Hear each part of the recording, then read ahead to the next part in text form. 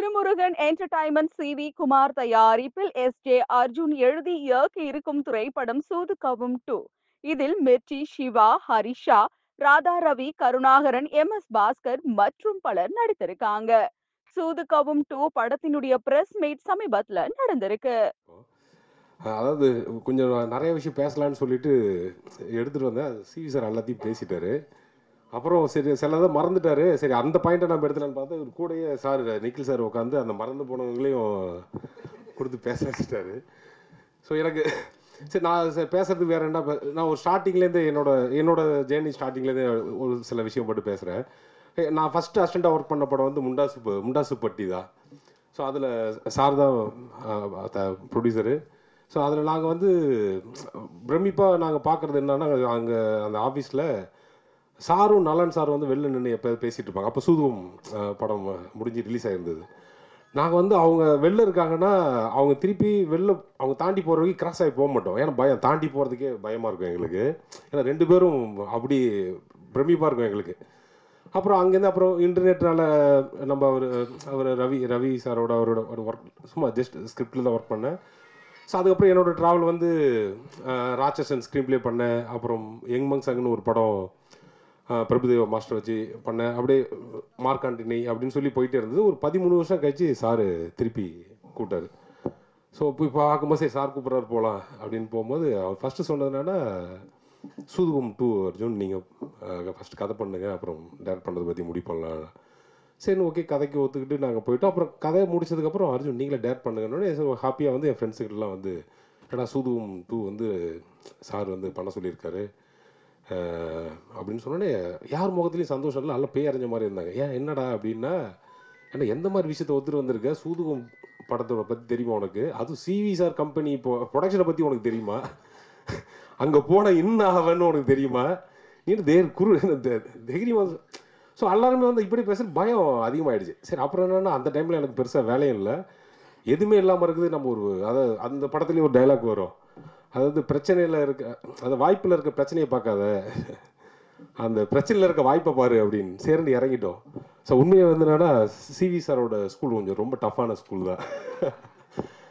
அது எப்படி அதை அதை அதை நான் உங்களுக்கு ஒரு ஒரு விளக்கமாக சொல்லணும்னா எப்படி சொல்கிறதுனா, ஒரு 2 விதமான பேரண்ட்ஸ் இருப்பாங்க. ஒரு பேரண்ட்ஸ் வந்து பார்த்தீங்கன்னா தன்னோட பையனுக்கு வந்து எந்த கஷ்டமே தெரியக்கூடாது, அவன் கேட்டதெல்லாம் கொடுத்துடணும், அவன் வந்து வாழ்க்கையில் கஷ்டமே படக்கூடாது அப்படின்னு நினைக்கிற ஒரு பேரண்ட்ஸ் இருப்பான். அந்த பையன் என்ன கேட்டாலும் கொடுத்து வளர்ப்பாங்க. இன்னொரு பேரண்ட்ஸ் வந்து என்னென்னா, நான் படுற கஷ்டப்படல என் பையனுக்கு தெரியும், அப்போ தான் வந்து கரெக்டாக வருவான் அப்படின்னு எல்லா கஷ்டத்தையும் வந்து அந்த பையனுக்கு தெரியப்படுத்துவாங்க.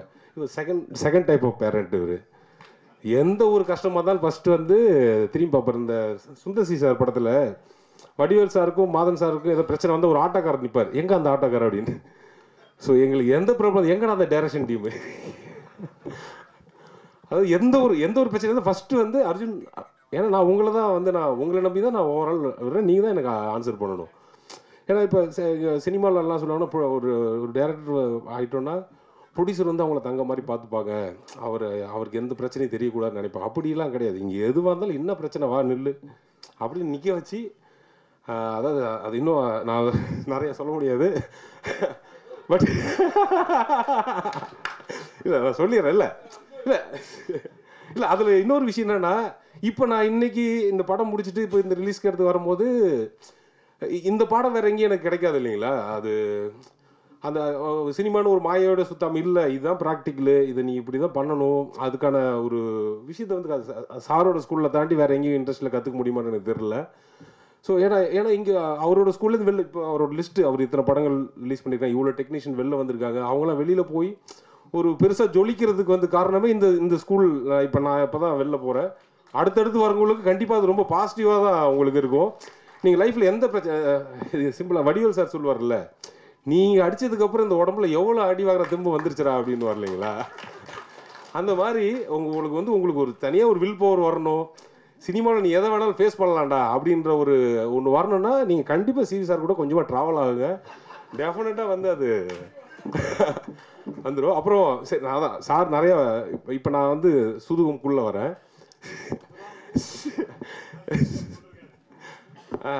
இந்த படத்தில் வந்து எனக்கு அந்த கதை பண்ணி முடிச்சதுக்கப்புறம் சிவி சார் நானும் டிஸ்கஸ் பண்ணும்போது எங்களுக்கு நலன் சார் எப்படி வந்து ஆர்டிஸ்ட் செலெக்ஷன், அதாவது விஜய் சேதுபதி சார் ஏற்றுக்க முடியும், அது மாதிரி நான் எங்களுக்கு வந்து இந்த கதைக்குள்ளே ஹீரோ யாரை கொண்டு வரணும்னு எங்களுக்கு தெரியல. ஸோ அப்போ தான் வந்து என்னன்னா அந்த ஒரு எதையும் வந்து ஜஸ்ட் ஈஸியாக ஹேண்டில் பண்ணக்கூடிய ஒரு ஆள் வேணும் சார். இந்த வார்த்தையை சொல்ல சொல்ல தான் டக்குன்னு Siva sir Siva sir. So அதே மாதிரி வந்து பார்த்தீங்கன்னா ஷூட்டிங் ஸ்பாட்டையும் வந்து ஜஸ்ட் லைக் தட் தான் பண்ணுவார். சூப்பராக பண்ணி கொடுத்தாரு. அப்புறம் இல்லை சார், எனக்கு அவர் கூட ரொம்ப வருஷமாக ட்ராவல் இருக்குது. சாரோட நான் வந்து என்னோட முதல் படம் டிஸ்கஷன்லேருந்து அவர் கூட நான் சிவா சார் கூட ட்ராவல் ஆகிருக்கேன். ஸோ இந்த படத்தில் அந்த குருநாத்ன்ற கேரக்டர் ரொம்ப அல்டிமேட்டாக பண்ணியிருக்காரு. ஸோ அது நீங்கள் தேட்டரில் கண்டிப்பாக ஃபீல் பண்ணுவீங்க. அப்புறம் எம்எஸ் பாஸ்கர் சார், அது சார் சொல்லிட்டாரு. நான் அவர் சார் பாஸ்கர் சார் அங்கே இருக்கும்போது எனக்கு என்ன பிரச்சனை இருக்காருன்னா, அவர் ஆப்போசிட்டில் நடிக்கிறவங்க, சைடில் நடிக்கிறவங்க, பின்னாடி ஜூனியர் ஆர்டிஸ்ட்டாக ஒருத்தவங்க ஒரு டைலாக் பேசுறது கூட சாரே சொல்லி கொடுத்துருவார். நீ இதை சொன்னாதான்ப்பா அடுத்து நான் அந்த டைலாக் பேச முடியும், நீ இந்த மாடுலேஷனில் பேசினா தான் நான் இப்படி ரியாக்ட் பண்ண முடியும் அப்படின்றது முதற்கொண்டு சாரே சொல்லி கொடுத்துருவாரு. நம்ம ஜஸ்ட் அங்கே ஆக்ஷன் கட் சொன்னாவே போதும். அப்புறம் நம்ம அருள்தாஸ் அண்ணன், அருள்தாஸ் அண்ணோட அவர் என்னடா அதான் அவர் சொன்ன மாதிரி இந்த சீரீஸ் தாண்டி இந்த படத்தில் சூதுவம் 1க்கும் 2க்கும் ஒரு பெரிய பாலம் அப்படின்னா அந்த டாக்டர் கேரக்டர் தான். ஸோ அந்த கேரக்டர் இல்லாமல் இந்த கதையை உருவாக்குறது கொஞ்சம் கஷ்டமாக இருந்தது எங்களுக்கு. அப்புறம் Karuna sir, Karuna sir sir சொன்ன மாதிரி வந்து பார்த்தீங்கன்னா இப்போ எம்எஸ் பாஸ்கர் சார் பார்த்து வேந்தார் இல்லைங்களா, ஒரு 12 வருஷம் கழித்து வந்து டப்புன்னு வந்து அந்த ரோல் அப்படியே அந்த ஸ்பாட்லேயே பண்ணாருன்ட்டு அதே எக்ஸ்பீரியன்ஸ் வந்து எனக்கு கருணா சார்ட்டி இருந்தது. அந்த அருமை பிரகாசம்ங்கிற அந்த ரோலை வந்து அவர் ஃபஸ்ட் டே வந்து அவர் பண்ணும்போது, நீங்கள் சூதுகுமல ஒரு சீன் பார்த்துருப்பீங்க, அந்த கழுத்தை பிடிச்சி அவங்க அம்மாட்ட பேசுகிற ஒன்று இருக்கும். அவர் சார் வந்து பண்ணார் ஒரு எனது சிங்கிள் டேக்கில் அந்த அப்படியே அருமை பிரகாசம் அடுத்த செகண்டாகவே பண்ணார். அவ்வளோ ஒத்துழைப்பு இருக்கும். நமக்கு என்னென்னா நலன் சாரி கிரியேட் பண்ணி வச்சுட்டார் இல்லைங்களா, அவங்க அப்பா கேரக்டரு, ஞானோதயம் கேரக்டரு, அருமை பிரகாசம் கேரக்டர்லாம் நலன் சாரி கிரியேட் பண்ணனால எங்களுக்கு ரொம்ப ஈஸியாக இருந்தது. அப்புறம் வாகை சந்திரசேகர் சார், எனக்கு நான் வந்து ரொம்ப தீவிர விஜயன் சாரோட ஃபேன் நான். ஸோ அவரோட நடித்தவங்க ராதாரவி சார், வாகை சார், இவங்கெல்லாம் அந்த ஃபஸ்ட் டே ஸ்பாட்டுக்கு வரும்போது ரொம்ப, ஸோ வாகை சார்ட்ட உட்காந்து நம்ம கேட்கும்போது ரொம்ப பொறுமையாக கேட்டுப்பார். அடுத்து அந்த நம்ம நினச்ச அந்த கேரக்டர் மாடுலேஷன் எடுக்கும்போது நமக்கே பிரமிப்பாக இருக்கும். அவ்வளோ ஒரு நேர்மையான ஒரு அரசியல்வாதி சார். இந்த ஒரு வேர்டு தான் இருக்கும், அதுக்கு வந்து அவர் வந்து அவ்வளோ டெப்த் கொடுத்து அந்த டைலாக் சூப்பராக பண்ணார். ரொம்ப நன்றி சார்.